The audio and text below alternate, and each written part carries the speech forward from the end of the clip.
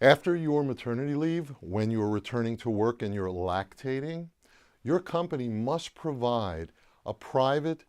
clean space nearby for your convenience during a brief break time, not a bathroom, in which you can express milk for your baby. But your employer does not have to provide that space if it has less than 50 employees, at least under the federal law, the Affordable Care Act, since 2010. So if your company has at least 50 employees, you're covered, and for up to a year after your baby is born, you are permitted and they are required to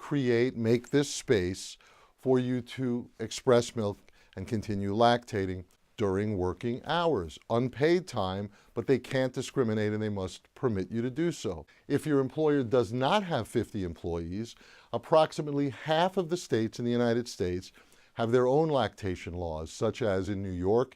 and Connecticut, where I practice law.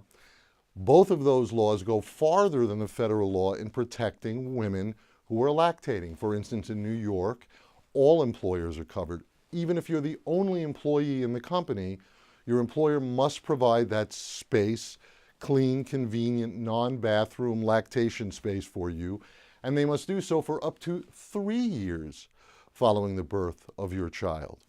And if your employer isn't covered under your state's law and it doesn't have 50 employees, you'd still be covered if your employer has at least 15 employees, 15,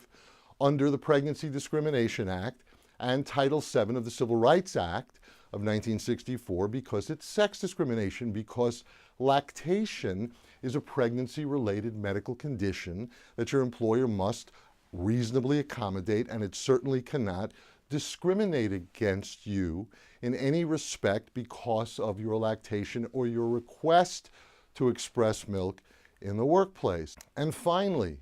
even if your employer doesn't have 15 employees and you're not covered by a state lactation law, it is sex discrimination, period, if your employer doesn't permit you to express milk during a break time when it permits other employees to take care of other personal issues during their break time, which it undoubtedly does. So the upshot is, once you return to work, you are entitled by law to express milk. And if your employer doesn't allow it or says it doesn't know anything about it, it is violating the law because it is sex discrimination and pregnancy discrimination.